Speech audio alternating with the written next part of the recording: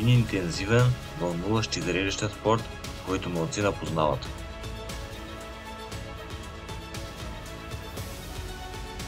Той съчетава скорост, техника и отборна игра, носейки на феновете си едно невероятно преживяване.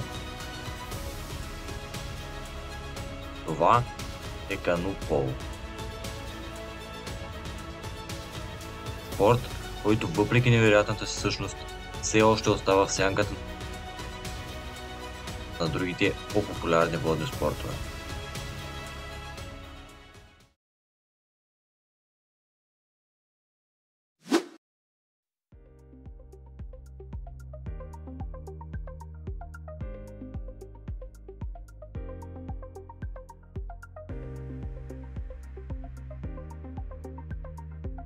Кану поло е отборен спорт, който се играе върху вода в каяци. Целта на играта е да вкараш топката във вратата на противника. Врата, която е окачена над водата.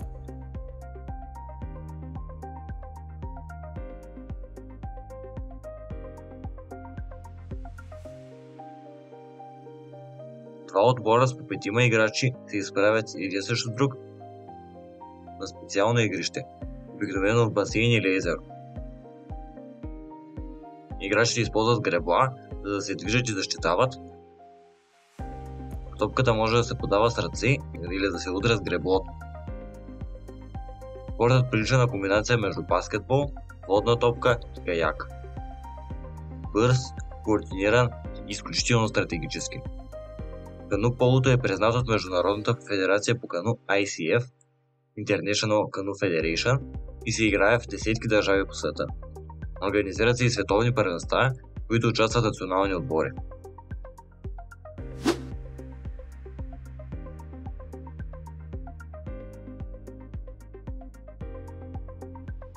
Мачът в кану полото е разделен на две полувремена от по 10 минути. Игрището е с дължина 35 метра и ширина 23 метра. Вратите са окачени 2 метра над водата. Играта започва с спринт, скоростно гребане на нападателите на двата отбора към топката в центъра, един срещу друг. Който стигне първи, може да започне първата атака. Играчите подават топката с ръце или с греблото. С греблото си могат да докосват само чуждите гребла и топката. Защитата се осъществява по същия начин, но пряко вратата може да бъде блокирана само от предварително назначения вратар. Той вдига греблото си възможно най-високо и отбранява вратата.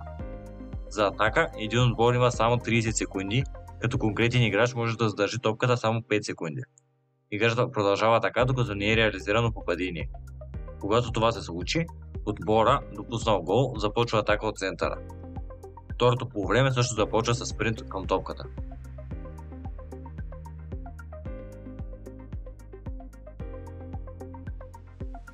Играта се следи от двама рефери, стоящи в страни от игрището. Те стоят в двата края на игрището до двете врати. Наказанията могат да бъдат нарушение, отстъпване на топката на противниковия отбор, жълт картон с 2-минутно отстраняване на играча и червен картон с отстраняване за целия матч.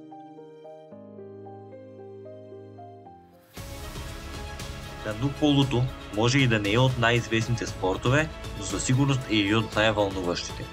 Нека го популяризираме, защото в България той може да има бъдеще.